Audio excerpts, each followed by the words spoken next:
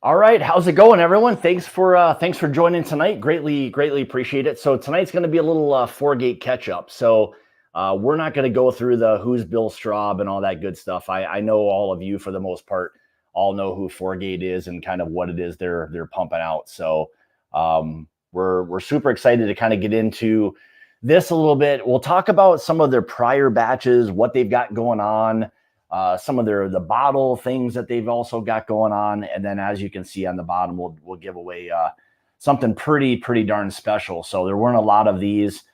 Fortunately, I was able to get some sample bottles of these, and so yeah, tonight's giveaway will be the Bluegrass Trilogy. So pretty special stuff if you're asking me. So let me go back and say hi to a few people that were in pretty early. Roy was in right away, so that was pretty awesome. TK, who's out plowing some wheat fields, I believe he said. Kelsey, how's it going, brother? Good to see you. My man Cam, good to see you, brother. All right, Top Dog, take it easy. Don't kill yourself getting home. But Sugar Kitty in here late again. Hey, Brett, how's it going, buddy? I'm sure a bunch of people will start popping in here a little bit. Blind Squirrel, how's it going, Dave? Appreciate you jumping in, bud. Adam, good to see you. How's it going, Eric? Hey, Adam, good to see you as well. Troy, Popham, good to see you, brother. What else we got here? Phil and Julie, how are you guys doing? Hopefully maybe Julie is checking things out while Phil's driving, or vice versa. Hopefully you guys don't have the big screen or something popped up and checking things out. But thanks for joining, guys. Appreciate it. There he is, Todd. He made it home. Either that or he's doing super chats and stuff too while he's driving. Hopefully not. Thanks, buddy, and appreciate everything from today before as well. So thanks, bud. How's it going, Ben? Oh, and if there's a mod or anybody who plans on being in here for 45 minutes or an hour, if someone doesn't mind just kind of keeping track for me of some of the super chats, I would greatly appreciate it, because there isn't a chance in hell I can keep track of that. So if someone can just let me know in the chat that you guys can take care of, I'd appreciate it. So, Mr. Winnan, how are you? Good to see you. I know it's win, right? Yeah, I think that's what that is. Cheers, bud. Big Vic coming in big. I'll take those samples. Cheers, Hawk. Good to see you, brother. What else we got here? So, okay, good. Parked. All right, good. All right, so we'll bring Straub on here in a second. Let him talk a little bit about some four-gate stuff. I'm gonna fire away right away with the original Kelvin collaboration. Still for me, one of my faves. Kind of always will be. So, anyway, so, and then let me know if there's anyone again who can be a kind of keep track of some of the super chats. I would greatly appreciate it. So, all right, without further ado, let me bring on Bill here, and we will get going. How's it going, brother? Cheers, man. How are you? Cheers to you.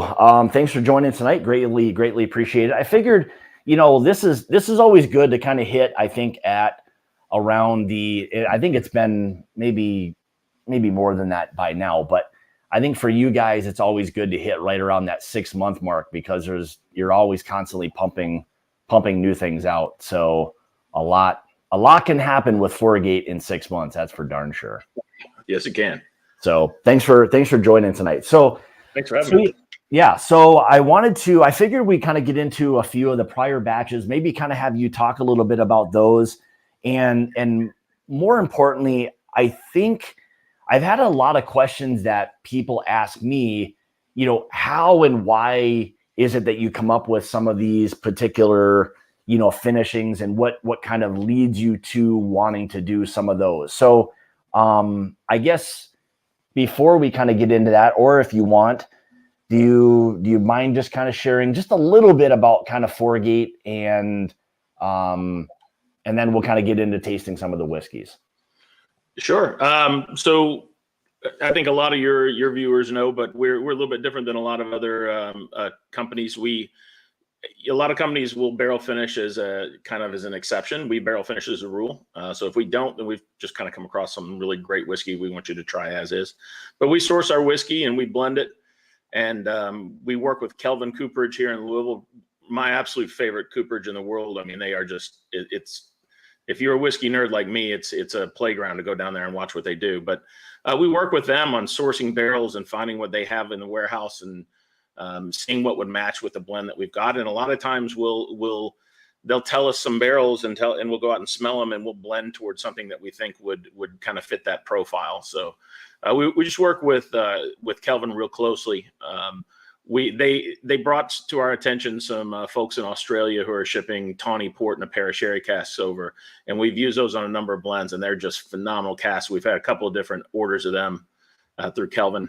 We'll keep using them because port and sherry are just absolute monsters to pair with any type of whiskey. Yeah. But it kind of depends on what's available. Bobby, my partner, he sources our barrels. He's calling around all the time on behalf of Kelvin and talking to William Hornaday and the folks over at Kelvin Cooperage about who they've talked to and what they could get that's weird and different. And we've got some really exotic casks coming out in the next year.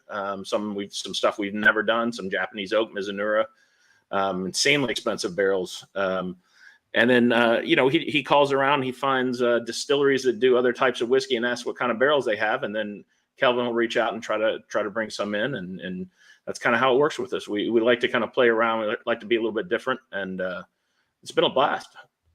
I think for me, that's always been one of the things that I appreciate. I mean, I know you guys, there's a lot of hustle that a lot of people don't see in the background as to what you guys do on a daily basis and all of that. But I've always appreciated, a couple of things, the sourcing of as good a whiskey as you guys can possibly get. And I know you get a lot of really, really good whiskey. And then the quality of the finishing barrels. For me, that's important because, I mean, we get a lot of questions, why is it worth so much? To not maybe get into, or why is it expensive? The whole why is it expensive thing. But, when you kind of factor in all of those factors, between the whiskey, the finishing barrels, the time, all of these elements, everything else that kind of goes into it, that's why there's such a premium on these. But I think for me, that's why I've always appreciated Foregate, is that it's always something different. I know you guys are kind of working on some different things, but I always like that, the foot is on the pedal and it's go. And it's always something kind of fun and interesting and kind of keeping people on their toes. And I think that's what a lot of people, really, really appreciate. So, I've said to you guys, keep doing what you're doing. So we're having a blast. So we don't plan to quit anytime soon. Good. It's really neat when we do what we do, because sometimes you get to play a little mad scientist and you don't know how it's going to turn out at the end. And then sometimes, like one of them I'll talk about a little later that we have coming on, real similar to our batch 11. We knew exactly what was going to happen when we did it, and it turned out perfectly. And those are the type things that just really, they just make this fun and exciting. We don't know what we're going to get every time we do it. Sometimes we really hope we know what we're going to get, and when you nail it, it's kind of special. Yeah, well, that's gotta be the fun part of it is the trying and playing around with some of these things. When you've got good palates, you appreciate whiskey, you understand it the way you do, you understand the balance and nuances of what some of those finishes, should be doing. So, it gives you at least a little better idea that, maybe we're not going to, have a complete miss or anything like that. But let me ask you this. So one of the finishing aspects for you guys, is there something that you wouldn't necessarily do again? Something that was, maybe not either, up to par, or just something that you're not overly interested in finishing it? I'm not overly interested in repeating everything we do anyway. Some of them I really am, but just because they were so good. It will rarely ever taste anywhere close, just because we have different whiskey. We can't get the same whiskey every time. We probably would never do batch 2 again, the Outer Loop Orbit. I think it was really unique and really interesting, and sometimes I absolutely love that batch. But that was kind of one of our experimental things that we did. There was orange curacao and gin barrel. And we didn't do it because we thought it would be, everyone's base whiskey forever. We just wanted to show people that, as our second batch, that we're going to be a little out there sometimes. We're going to push some boundaries and push your palates a bit. And we did it, and I like it. And we'll do other things like that, but I don't think I would use the same finish barrels again, just because we've already gone down that road. Well, and I'll say that about Outer Loop Orbit. Yeah, for me, it wasn't necessarily my favorite sipping one, but what it did do was it made an extremely interesting and flavorful cocktail. It was probably one of the most unique just because of the two, had the botanical and then that nice kind of orange flavored. So it made a great cocktail. Now that's an expensive one when you're kind of doing that, of course, but it was a very interesting one. So yeah, I'd like to take that one outside in the summers and just drink it over a cube of ice. It's pretty much a cocktail in the bottle already. You kind of nailed that. Ice. But I'll do that around the pool or on the back patio or something like that when it's warm out and I'm not in the mood for something warm and straight. Yeah, absolutely. Yeah. Well, for me, I always want to somehow go back to the very first, Kelvin collaboration. For me, there's just something about that bottle. I don't know what it was about it. It's just something that they've all been fantastic, and that's probably one of the favorite things. My favorite things that you guys do is the Kelvin collaboration series. But for me, there's just something about that damn batch one that was just, I don't know, but it's a good one. So I felt like, well, if I'm gonna have a little pour of something right away, I'm gonna make it batch one or Kelvin collaboration one. Actually, it's just Kelvin collaboration. There was no other. We had no idea we'd do it again, or we probably would have named it one. Yeah, exactly. So we didn't know if the company would be around in time. Well, that is true. So yeah, like Cam says, it's one of his faves too. There was just something about it. So anyway, all right. So what are you sipping? We're not going big time or anything yet, are we? Or are you? I'm looking into the future a little bit. Okay. All right. Let's pump the brakes a little bit. We don't want to get too far. We don't want to get too far in the future. We'll spill those beans here in a second. So, all right. So let's do this. We'll go through 17, 18, 19. I got that right. Yeah. 17, 18, 19. For me, 17, I'm a big fan of. I love the Burr rye. I love the blend of the bourbons and the ryes finished in that the French oak casks. There's just something about it that was it's really when I tasted it even before it was like bottled. Fortunately, I had the opportunity to do that. I knew that was going to be a big hit, and I guess if you don't mind, can you share a little bit about batch 17 and kind of how that came to fruition? Yeah, so that's a split save by Kelvin. That's the third release of split save. We were planning to do that every Christmas. We have some kind of new plans with that line now, but split save is really special to us. When the first one came out, we were working with Kelvin. We were all sitting around a table, and we had a blend of whiskeys that we liked, and we were trying to decide what to do with it. Everything we'd done up to that point, it was batch 4 was the first split save we did, had been used cooperage with Kelvin. So they'd gone out and found a barrel that had been used by somebody else. And we wanted to do some new barrels so that Kelvin could kind of show off what they do as a cooper, building new barrels. And we kind of come on to this idea of using a combination of toasted and double oaked. So we would have 2 different barrels, finish it, blend them together at the end. And we just kind of started thinking that's great. It'll probably taste good, but it isn't as fun as we really want to be. And it doesn't let Kelvin really show off. So I don't remember. I think it was my suggestion. Well, what if we made those barrels, broke them apart, and then you put them back together and alternated those staves like zebras? So toasted, charred. And it kind of came out of there. And we've done it 3 times now, a bourbon, a rye, and now a rye. So when we were doing this year, William Hornaday had said he'd gotten a hold of some French oak, just logs of French oak, and he was going to make staves out of them. Did we want to do French oak split stave?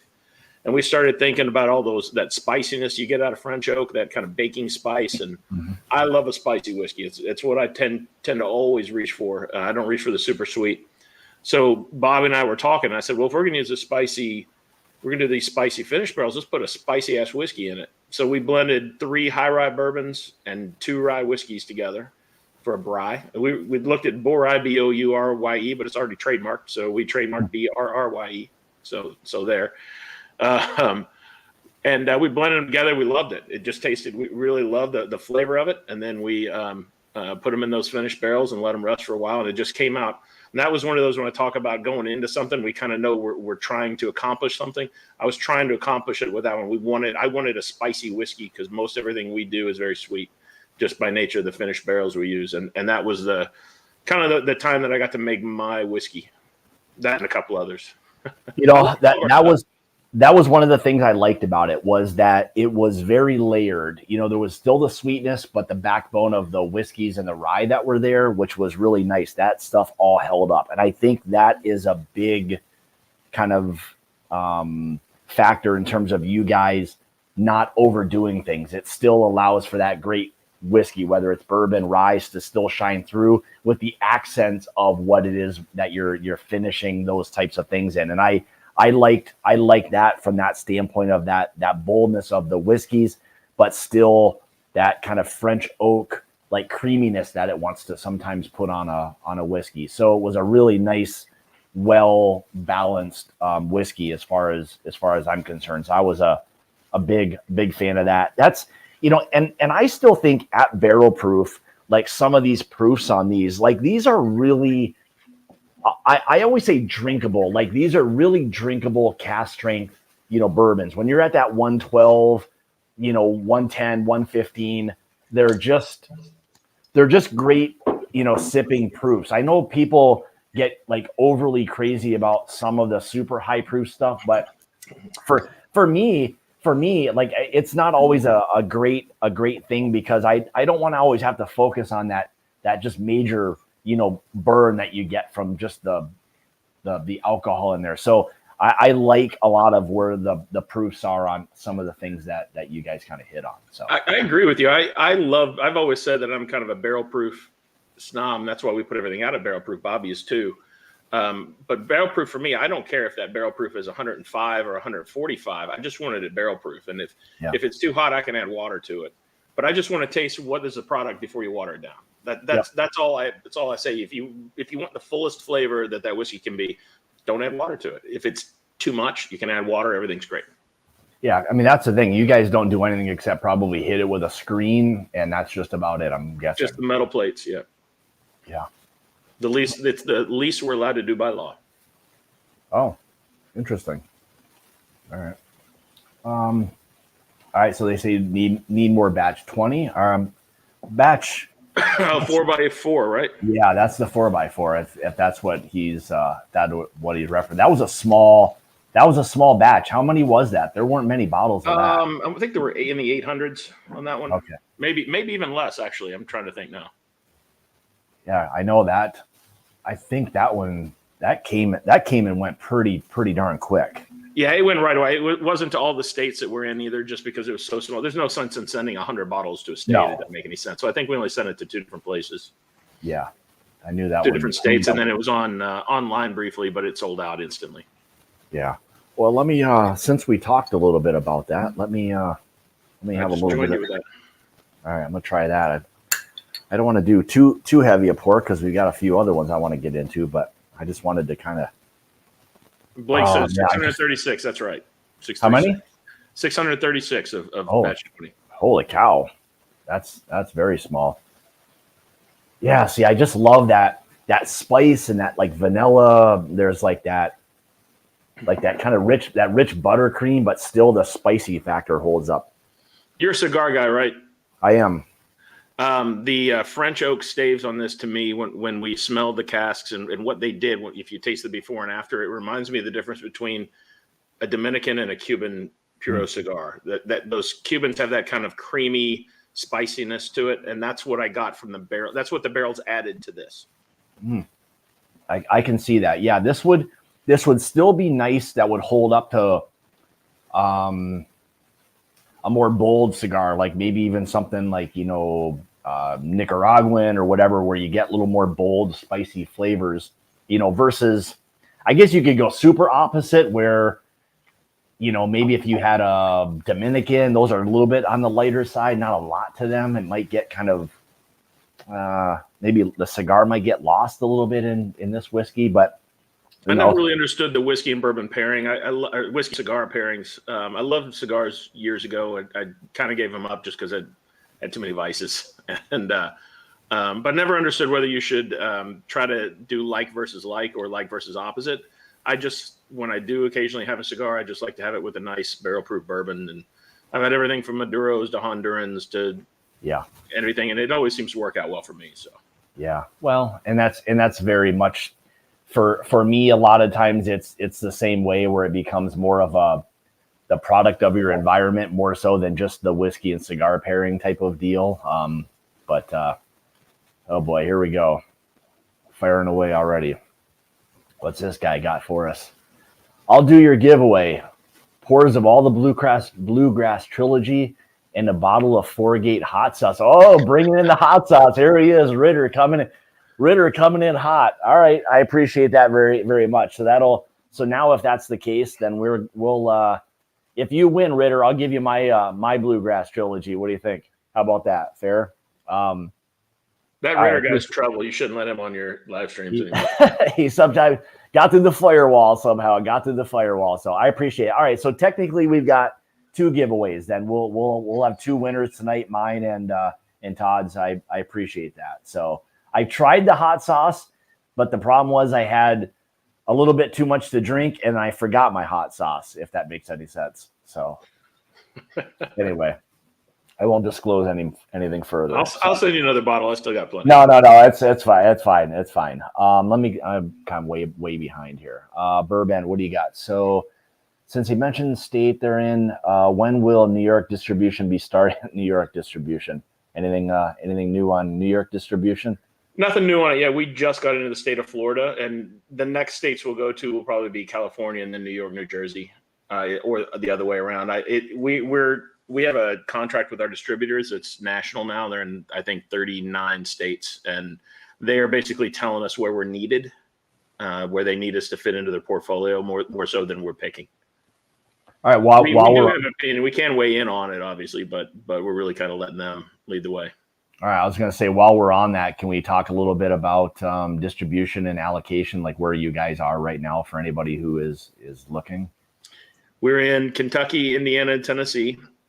There hadn't been much in Indiana so far, but they are starting to ramp up. They have a new craft spirit. Our distributor has a new craft spirits division that's really, really picking it up for us. We just did a show up there with them a couple of weeks ago. We're also in Georgia. We find lots of bottles in Georgia, and we're newly in Texas and Louisiana, and also Illinois. So all of those, you should be able to find them on shelves. And then Florida is coming on board as we speak. Sounds like the releases are going to have to start getting a little larger. We are increasing our releases, and we are spreading it just a little bit thinner, but not it shouldn't be very noticeable. Oh, okay.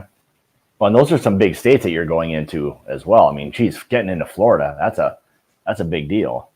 Well, we tend to go where Republic National, who's our distributor, and we love them. They've been a fantastic partner with us from the start. We tend to go wherever they think we're needed, and sometimes they'll give us a choice. And given the choice, a lot of states are really difficult to get into, just getting the licenses, and there's a lot of red tape and tons of paperwork. And if we're going to go through all that, we'll probably go to the one where once we get into it, we don't have to go to another one for a while.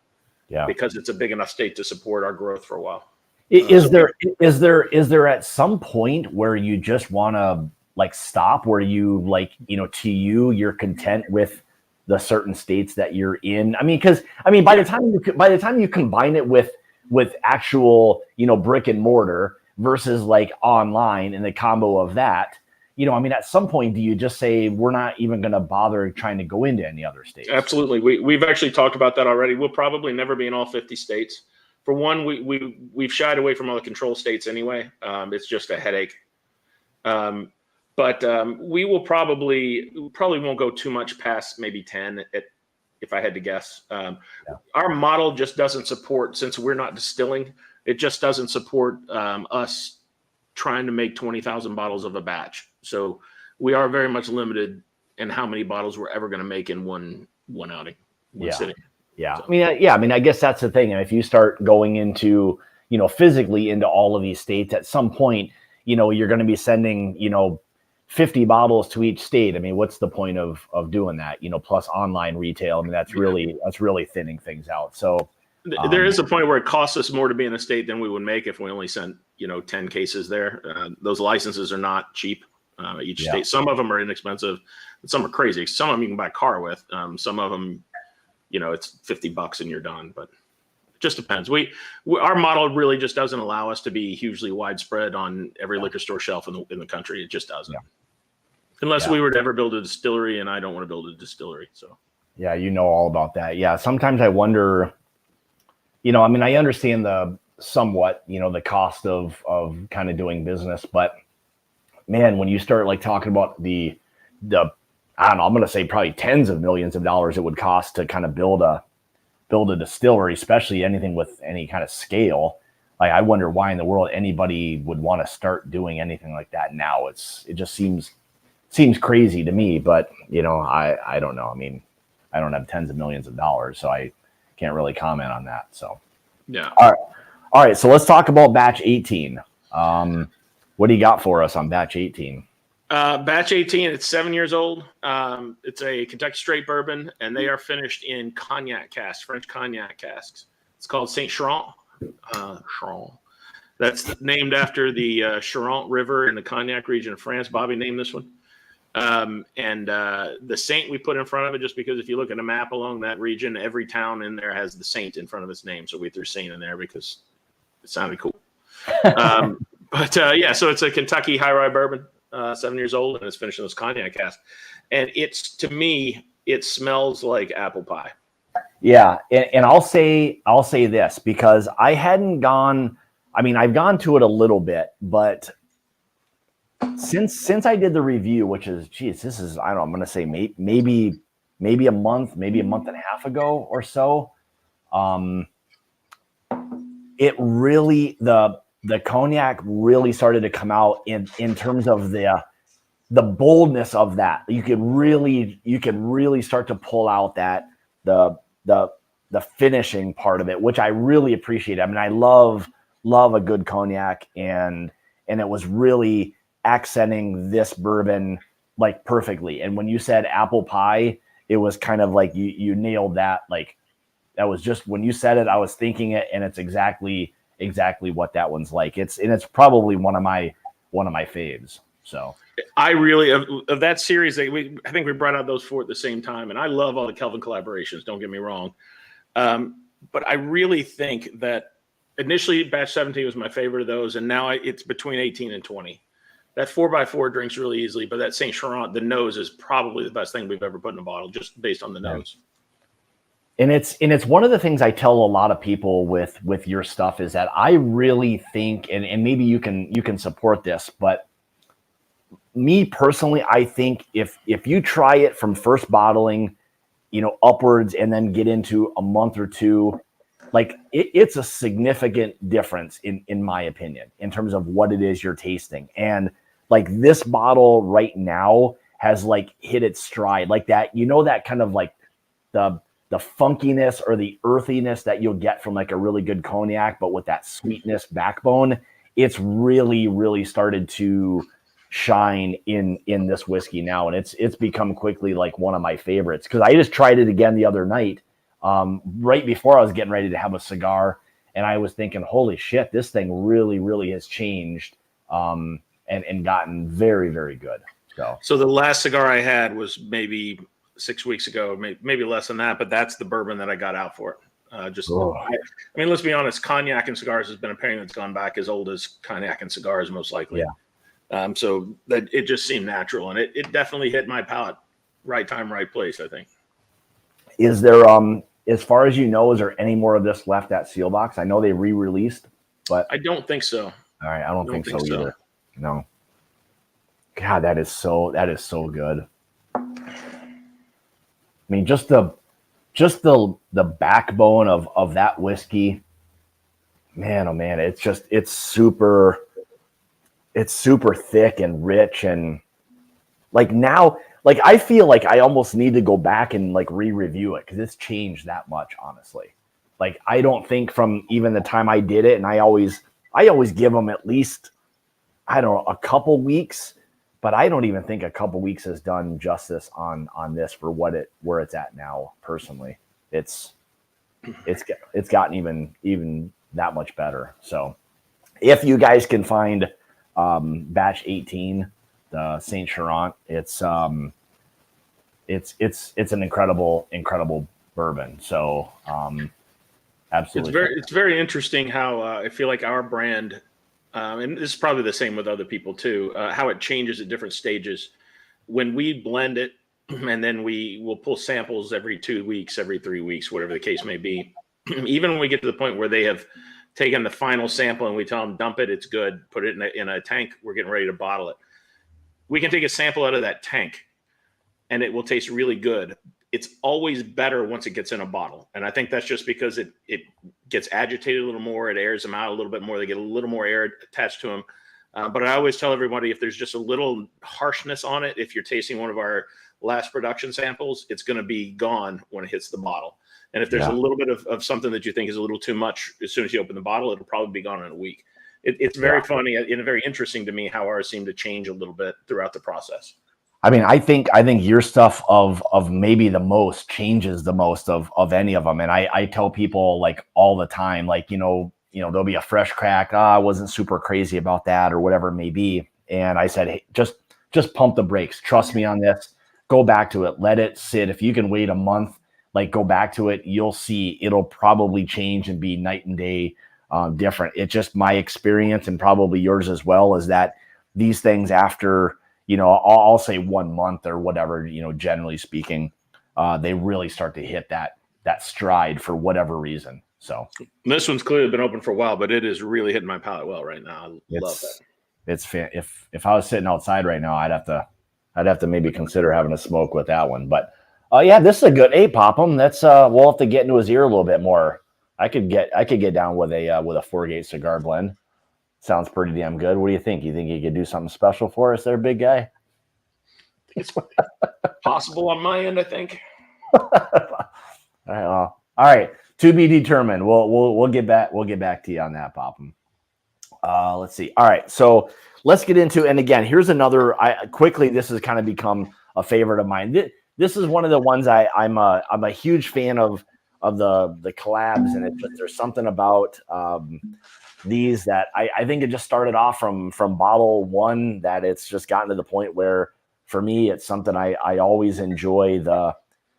I enjoy the multiple blends that you have in these. You want to talk a little bit about the collab 4, and then kind of what's consistent about the collab that always. Yeah, so we always, because it was our first, we always try to put our best foot forward with the Kelvin collaborations, and we kind of hunt out the best of the finishing barrels that we can get, and we try to blend something very rich and flavorful to finish them in. So we go with bold, and it's always been a combination. The finish has always been a combination of rum and fortified wine, either cognac or port or sherry, something along those lines. And it just makes for a very kind of almost a dessert whiskey, a very decadent kind of whiskey.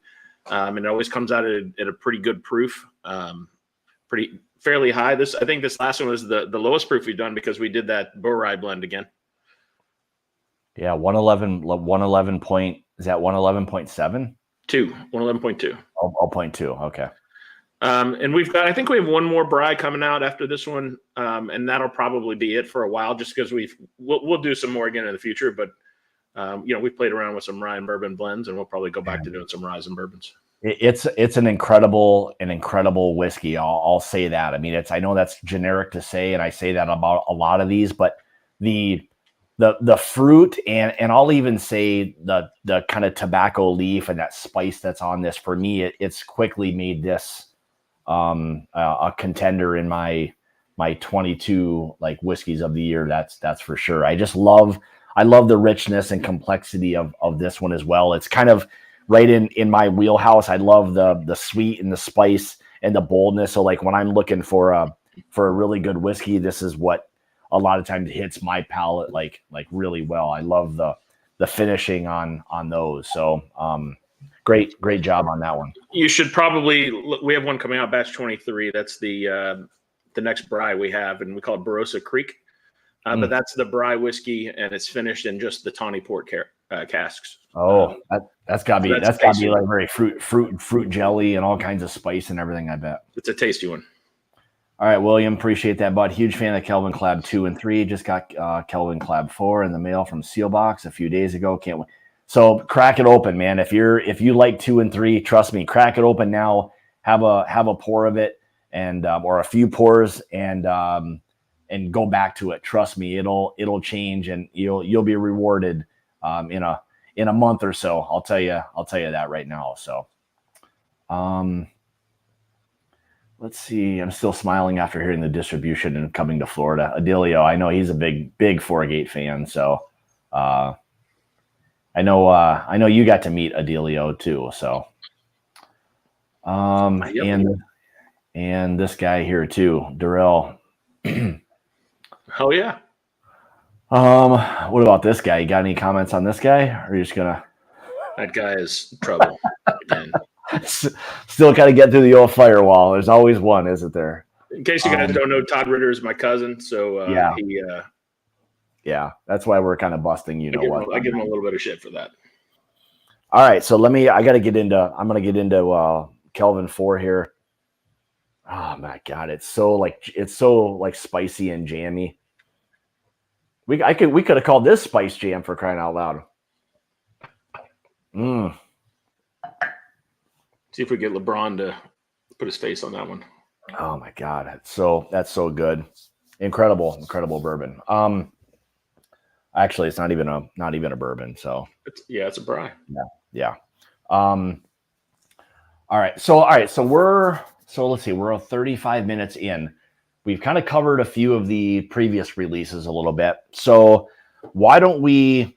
I'm excited for this. Why don't we talk a little bit about kind of where we are, present day with Four-Gate, kind of what's going on, what you guys kind of have shaken, and let everybody kind of know what you've got coming. So the first thing that we should mention is that we have some new bottles.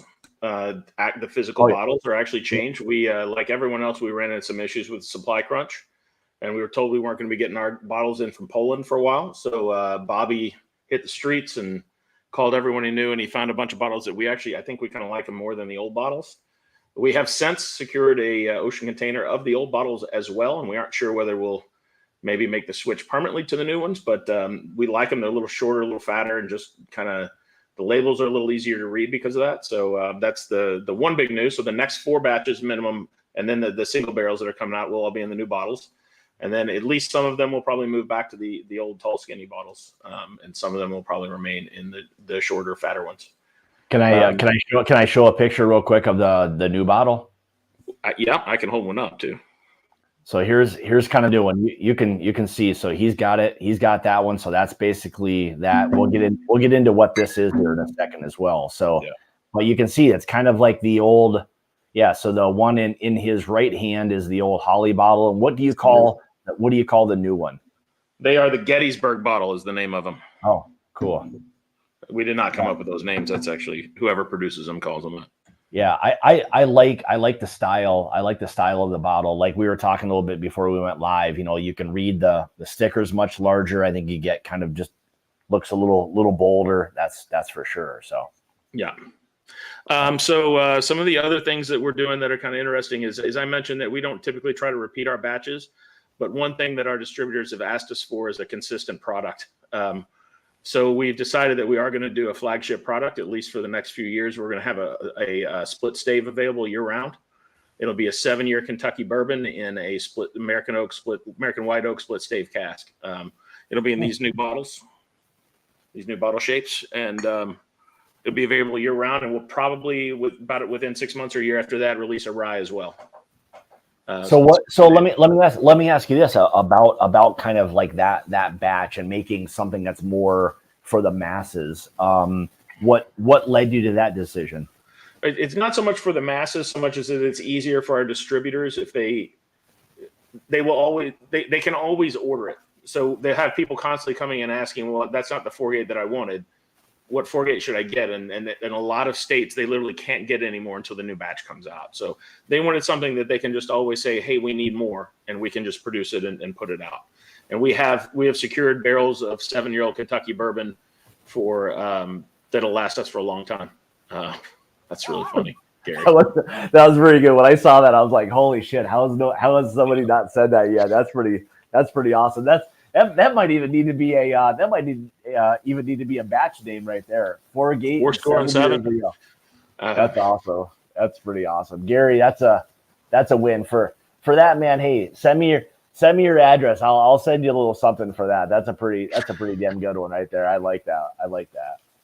But that was kind of the request of the distributors as we move into other states. They want to be able to say, here's a product that's selling in our state. You can very easily see how the numbers work with it and how we're positioning it. And it's hard when all of our batches are different. Sometimes it's a rye, sometimes it's a bourbon. They don't know what we're going to lead with into that market. And that's something that we know we can repeat because we have such a great relationship with Kelvin that we know we can get the barrels when we need them. And now that we finally have secured the whiskey for the next probably 5 years, we know we can start putting that out as a flagship product. So yeah. That's going to be happening. And then we just bottled 4 batches about a week ago. So they'll be coming out soon. A couple of them are really small, under 1,000 bottles. So they will only go to select states each. But they will all be online. Don't worry about that. So the first one we've got coming out is people keep asking about that Ruby Rye Springs, and we're not redoing that one per se, but this is an 8-year rye, and it's finished in tawny port barrels. It's fairly similar to it, minus the rum, and it's wonderful. That's what I was sipping on earlier. So that's the next one to come out. It's batch 21. There's a good amount of that.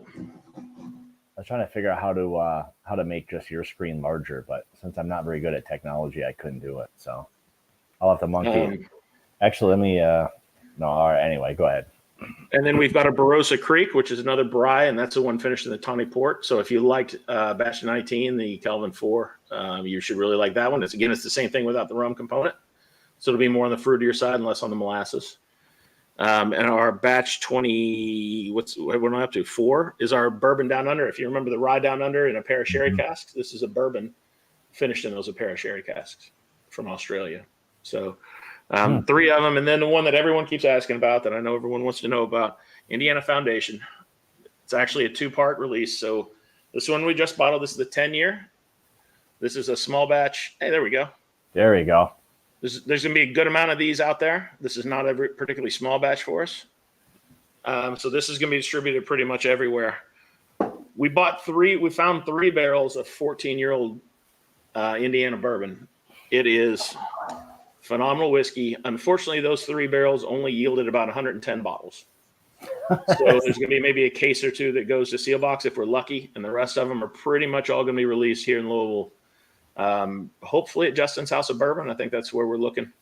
But we're going to release them. We'll have a pre-release for those 14-year-olds and all the 10-year-old. The 10-year-olds will be released on the same day, and then after that, the 10-year-olds will be available in all of the different distribution states. But the 14-year-old, the best part about it is that it's 144.3 proof. Yeah, that's hang on. Let me get into that here.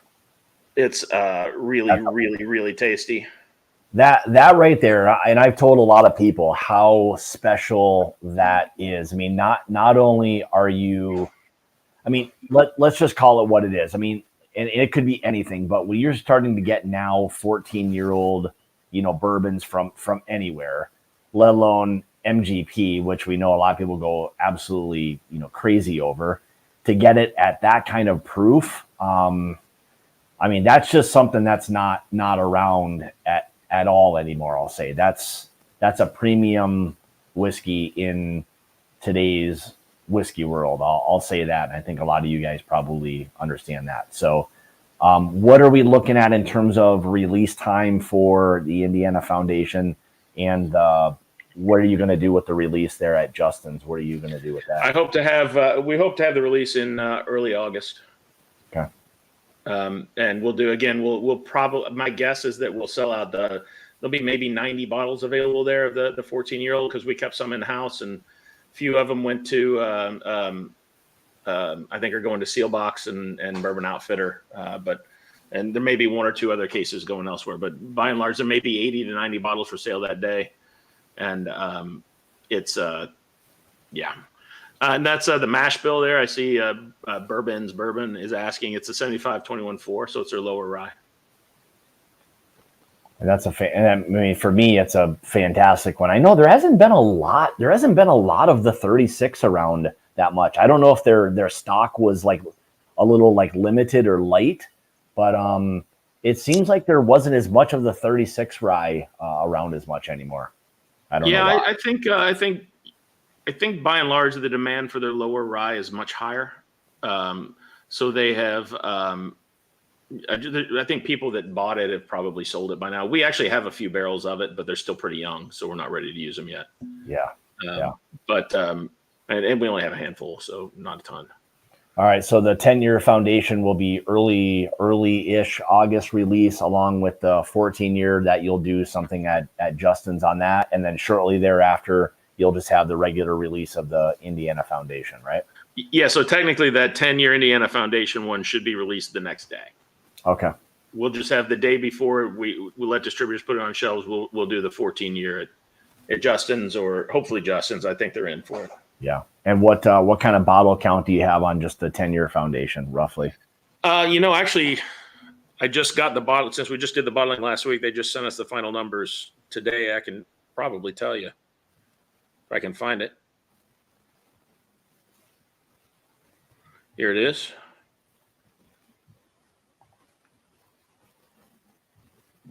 Well, stand corrected. Yeah, here we go. So it is 1,130 bottles. So okay, all right, decent size batch.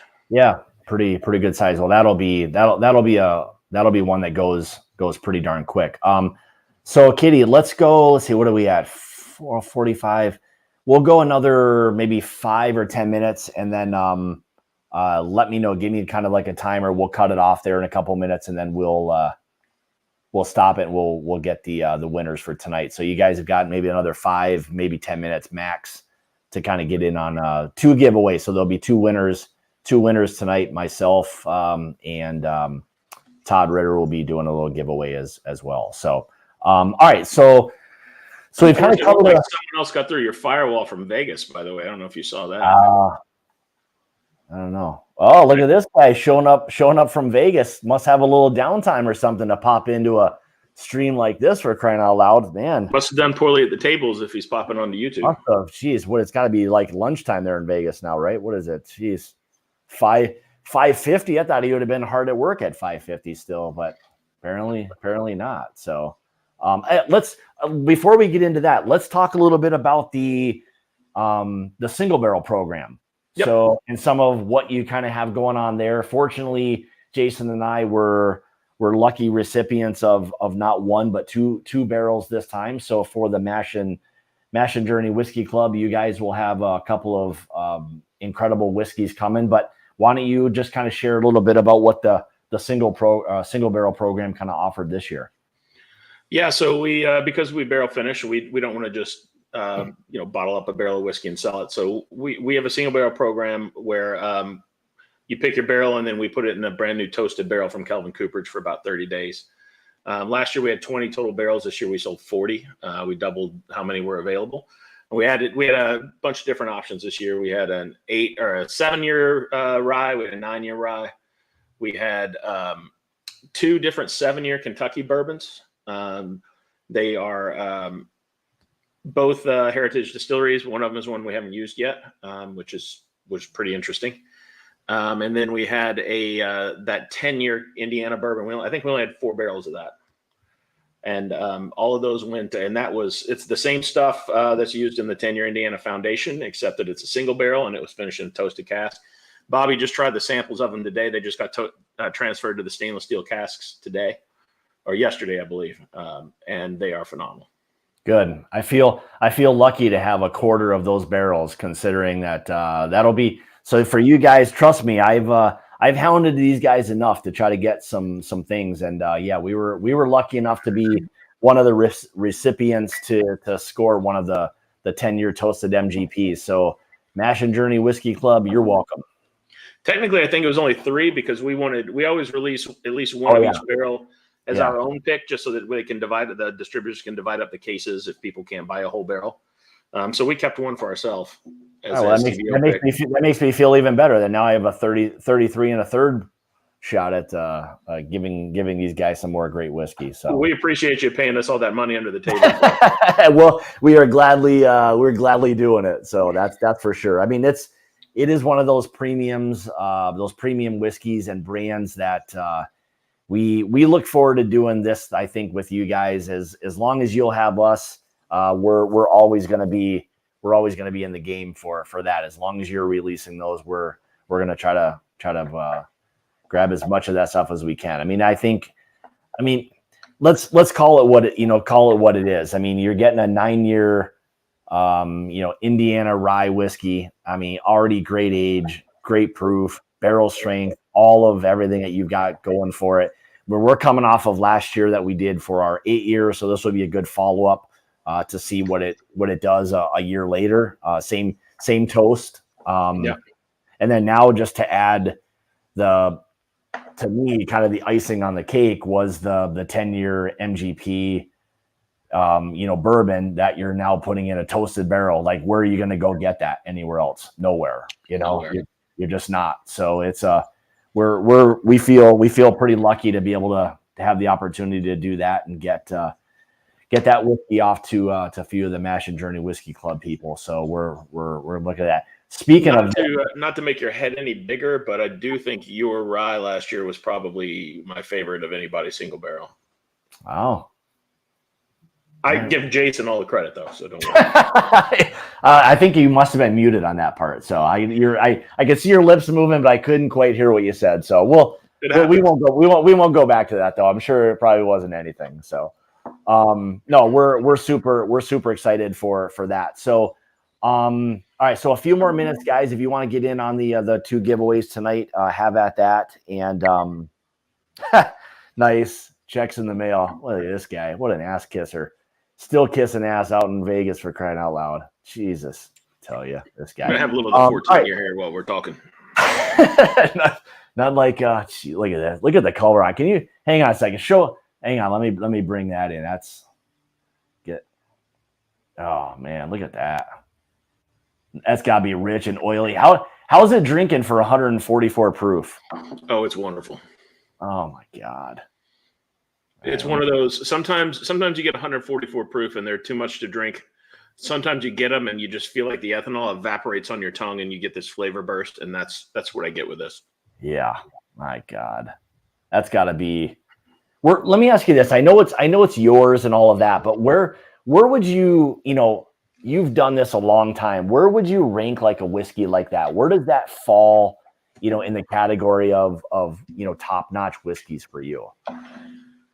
Well, I don't ever want to oversell my own brand. I don't want to undersell it either. So what this reminds me of is somewhere I have a little bit left in a bottle of it. I had 2009 George T. Stagg. It was hazmat. It was probably the best whiskey bottle I've ever owned. This is the only thing I've ever had that reminds me of it. It's not saying it's as good as that. That's for anyone else to judge, but it definitely reminds me of it. I absolutely, I'm so in love with this 14-year-old. I absolutely love it. Is this where I should like insert the Forrest Gump like meme where he comes sprinting out of the road and he's like down the road as fast as he can? Because that's what everyone who's going to be, and I'll tell that. I mean, whoever can get there for that release, go get it. You're just not gonna. I don't even know if you're gonna find that stuff maybe ever again. Maybe 14 years from now, or I don't know. I don't know where the hell you're gonna go get that. But this may have been the one that was custom barrel entry proof too. That may be why it's so high. I don't even remember. I know we bought some MGP recently that was custom barrel entry proof, and at 144, you kind of feel like this must be it. If not, it was a handful of rye barrels. I can't remember off the top of my head. So what do you attribute the super high proof to on something like that? Because that's not always something you get out of MGP like that at all. Well, again, if this was the custom barrel entry proof, that's probably why. Oh, it probably went in at the max. If not, it was probably high in a warehouse somewhere where it was hot and a lot more evaporation. I suppose, yeah, because you said you had a lot of angel share on those. So, Yeah. And we initially planned to have these as 3 single barrels, but when we got them, the barrels were falling apart around them, so we had to tank them instantly, and we probably lost some liquid just in that process. But Yeah. again, I think we had 100 and I want to say 119 total bottles out of 3 barrels, and that's ridiculous. So, oh my God, we really they were not cheap. We really expected a much higher yield than that. So, yeah. Well, I mean, I think in today's day and age, I mean, for a premium bottle like that, I mean, hey, I mean, there's no bones about it. I mean, you just end up having to pay up for something like that. I mean, we get it. You didn't, not pay anything for those barrels, and that's just the cost of doing business. It's part of the way the whiskey world is these days. And if you want high end, expect to kind of pay a little bit of a premium for that. So, all right. So with that being said, is there anything else? I guess maybe you can share anything that you're working on, or anything else that you kind of have in the pipeline, or. That's probably the main stuff we're working on. If you remember Andalusia Key, we actually secured a bunch of those barrels recently, those finished barrels. So we are talking about doing perhaps a re-release of that, but we're definitely going to do a rye version of it. And we've been tasting that. It's fantastic. But we'll probably do another bourbon release of that and either call it Andalusia Key 2, or it'll just be kind of like the new split stave. It's something that we could probably put out over the course of a couple of years pretty consistently. Yeah. And those barrels that you had on the Andalusia Key, boy, that was another rich whiskey. But yeah, I mean, I kind of feel like I repeat myself with a lot of it. Rich, complex, bold. It's a lot of those. But the best part is that you're getting all of that, but all of these different finishes that you've got are just another different layer of deliciousness, I guess I'll say. I don't know how. I mean, I've been a huge fan since the get-go, and I'll continue with the way you guys keep kind of putting these things out. It's a constant favorite of mine. So anyway, all right. So we'll go 2 more minutes, and then we'll let Bill go. We'll do the drawing. So get him in. You got a couple minutes here. Let's see. Do I have any kind of housekeeping stuff? I don't think so. I mean, I guess I'm excited to be doing the single barrel stuff. Again, we were talking a little bit offline. So Mash and Journey Whiskey Club single barrel stuff, we're looking at roughly maybe the end of August-ish for that's the target. Yep. The target will be kind of end of August. So we got another month and a half roughly. And we'll have both of our picks coming. So we're needless to say, we're super excited to be releasing those 2 bottles for you. I'm gonna have to try to keep from buying too many bottles so that there's more available for everybody else. So I'll do my best. No promises, but I'll see what I can do. So, awesome. All right, Kitty, let's do this. So let me know in the chat how many entries we got, and then I'll have Bill give me a couple of numbers between whatever our total number is, and we'll draw tonight's winners and see who gets the lucky selections. It's like Selection Sunday, but with whiskey. Holy cow! I was watching some track and field stuff the other day. Is it like Abby Reiner or something from Kentucky? She's like holy shit, can she fly? Holy moly. Yeah. The ladies' track and field team at UK has been pretty phenomenal. They had Olympian gold medalists, won 2 or 3 gold medals in the last Olympics, one did. And then Abby Reiner setting U.S. championships records like crazy. And will she challenge for a spot on the Olympic roster, you think? I think so. I think she set the U.S. Qualifying records this year, right? On a couple of different distances. I know she's got. I'm not going to lie and say that I follow it real closely, but yeah, I do follow UK sports. And yeah. Any comment on that, or is that to be determined? It's probably going to be north of 400. I would guess 450. Rightfully so. I mean, for that, I mean, with limited amount of bottles, I mean, what are you going to do, right? It's about a quarter of what we would expected, at minimum, a quarter of what we expected the yield to be. So, Yeah. Well, it is what it is. I mean, that just goes to say, I mean, it's, when we get the question all the time, like, why are things so pricey? There's just lots of factors. And I guess if you have to ask that question, there's other bourbons that are out there for you, I mean, there's a lot of really good $30-$40 bourbons. So, I mean, I can tell you the 10-year version of it that we have coming out. I drank pretty much all that, with the exception of maybe a pour or two that Todd Ritter had here last week. But I drank all that in one night watching a movie down here. It's so smooth. It's fantastic. It's probably one of my favorite things we put in the bottle. What's the proof on that? That's 108, 109.8. Well, 108, 109 is the I guess rounded to 109. But it's our standard price of $199. Man. They were short barrels too, but we didn't have to obscenely overpay for them. All right. Well, I guess that's always, and so, okay. So you said that's $199? $199. Yeah. Yeah. Okay. All right. All right, Kitty. So let me know what the numbers are between one and whatever, unless I missed it. I don't think I did, but let me know how many total entries there are, and we'll have Bill pick a couple of numbers, and those will be tonight's winners. So I got a random number generator website waiting for you. Oh, okay. All right. Well, we'll do that. So I don't know what Todd's saying. He says 48, but 48 total. Okay. All right. I guess I missed. So, all right. So if that's the case, then we'll do mine first. We'll do Todd's first, and let's do a randomizer between 1 and 48, and we'll find out who tonight's winners are. So then, Kitty, you can let me know who those are. Are doing 1 to 48? Yep. All right, doing it now. I think. There we go. It said 1. Is that always it did work. I did it again and a different number came up. So the random number was 1. Okay, so all right, let's do it. So number 1, that's fair. That's fair. I mean, it's a number. So Kitty, who was number 1 tonight, and that'll be the winner for Todd's pack. Number 1. How often does that ever happen? Jesus, I don't know if I've ever seen I thought the website didn't work, so I clicked it again and it came up with a different number. All right, Kitty, what do you got here? Who's number 1? Always the suspense. I wish I had like Jeopardy music to play while Top Dog, number 1, Top Dog. Okay, all right. I've got his address. So Todd, I'll share that. I'll share the address and stuff with you. So, all right, Top Dog. Good for you. Good for you, brother.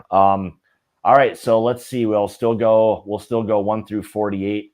I'm guessing we're not going to pull up number 1 again, hopefully. And what do we got as the randomizer 1 through 48? Give me another number.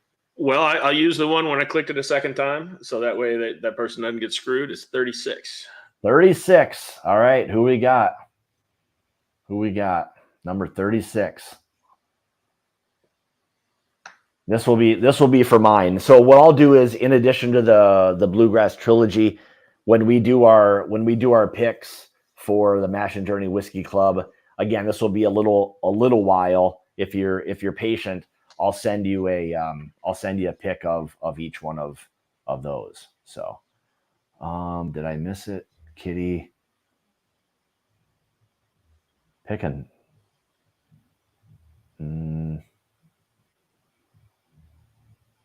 I don't know why it says pick another one. Was Top Dog 36?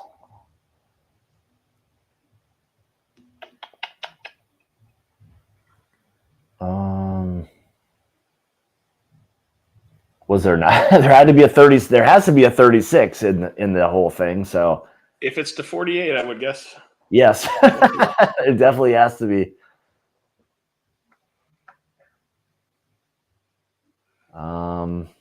Is it Sugar Kitty?